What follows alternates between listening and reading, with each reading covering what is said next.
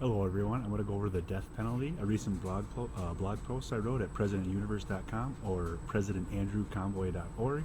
And you can go over this in your head. Number one, do you think the death penalty is right or wrong? Okay, I personally believe any form of violence is wrong, especially ordering somebody else's death. Okay, I think that is extremely wrong. Okay, now if we go by the tooth and the letter of the law, go read my blog post about judges who issue death warrants. Okay, no matter how it is administered, any act of violence which takes the life of another person is wrong. So, but therefore, any judge who has signed a death warrant by the stroke of a pen becomes a murderer, and they can be charged with murder one. Okay, by the tooth and letter of the law. This is due to the fact that the judge decided to act. So you need an action and you need a guilty state of mind to convict somebody, which you can convict every single judge just off this alone. Now listen, we have the guilty act just by their signature, okay, on the death warrant. We have the guilty frame of mind because they have the intent to sentence another person to death. Okay, so the act, the signature of their signature on a death warrant, okay, that's an act of murder one. Now, the guilty state of mind, which you need, okay, that's, by signing that document, somebody else is going to die. So now you have a guilty frame of mind. And that's all we need to convict judges who have needlessly taken a loved one's or a family of loved one's life. Okay, you needlessly took that person's life.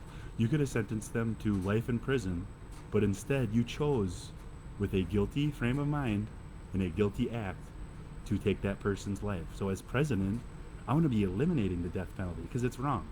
In an intelligent society, okay, that's pure stupidity. Okay, the death penalty is wrong. I will pursue charges against judges and police officers who constantly break the law, which they took an oath to uphold and protect. There's, from my dealings with the judicial system, my personal dealings, okay, judges think they're above the law. Okay, that is why they sit on a bench above us all in the courtroom. Okay, we're going to bring them down to an equal playing field. If they break the law, they're not allowed to be a judge.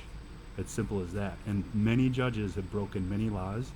Anytime a judge sits on the bench in modern America, okay, they're violating the Constitution of the United States just by sitting on the bench and taking a paycheck in United States dollars. Now keep in mind, the United States dollar is a foreign currency. It's owned and operated by private shareholders inside the Federal Reserve. It is not backed by silver or gold, which our Constitution states our money or currency must be backed by. So anytime a judge gets a paycheck, they are breaking the law. They are violating the Constitution, and they become unconstitutional judges, okay, as soon as they've received a paycheck in American dollars or the United States dollar to become a judge, okay? I didn't make up these laws. The Constitution and the state courts did. I just go by them, okay? So no more being associated with, you can't bring church into politics. You can't bring politics into church. And you can't bring either of those forms into the judicial system, which if you go look on many judicial websites that are run by the state government, judges put on their bio that they're members of churches, which they cannot put that. I would not put that on there, judge, because now I have you're biased. You're biased towards anybody that does not go to a cult or a church. Now, the Merriam-Webster's and legal definition of a church is a cult. So we can't have any cult members sitting behind the bench.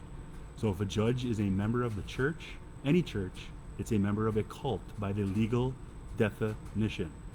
Okay? And then there's a lot of judges that are associated with Hell's Angels biker gangs. They use these gangs to do their dirty work for them. Okay? Hell's Angels know about this. Trust me. Okay? And then the last point I want to touch on is I want you to go to my website and read this police report for yourself. And if you don't want to read the whole thing, specifically pages 50 through 65 will kind of tell you everything you need to know. Okay? The gun that was used in the shooting, okay, now I could be wrong about this, but upon my investigation and internet research and stuff. I don't know much about guns, but it states the most issued gun used by police officers is the one used in the nationally televised campus mass shooting here at Michigan State University. Okay? These three kids, they deserve answers. Students at the university deserve answers why there's no security cameras inside Berkey Hall after Chief Rosman, on a live TV interview with Channel 5, publicly pledged to literally, he said this, beef up security. They haven't added one camera inside a building where there was just a nationally televised campus mass shooting. Think about that for a second. Then ask yourself, well, why would they not want cameras in that building? Okay? Love you to my 4 beautiful daughters. Hope you're having a great day. Miller, Madison, Colette, Quinn. I haven't got to see or speak to them because of this corrupt judicial system and corrupt judges who are involved with cults. Okay? I haven't got to see or speak to my daughters. I've had my constitutional rights violated beyond belief. I mean, trampled upon by these judges. So now my number one goal and mission as president, I'm going to clean up the judicial system. I'm going to clean up the police departments because they are riddled with corruption. I've experienced it. I've witnessed it. You can go watch my videos at the East Lansing Police Department where I walk in and I don't say a word to anybody, okay? And I'm going in to request a police report, and I have Police Officer Whalen and 2 detectives they're carrying guns, okay? They're psychos with guns, okay? They shouldn't be allowed to have guns, in my opinion, because I don't trust them. Now, they bombarded me with questions saying, asked me if I was okay.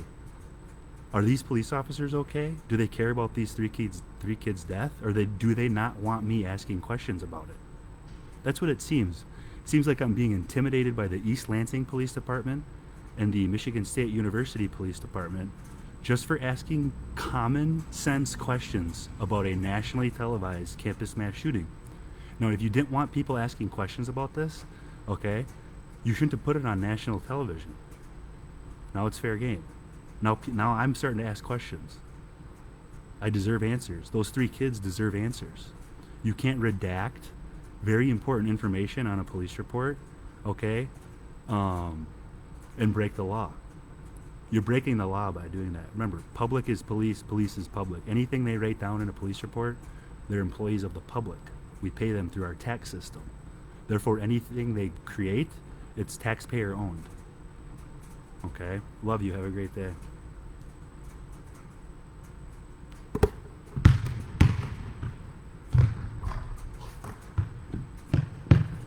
Missed it.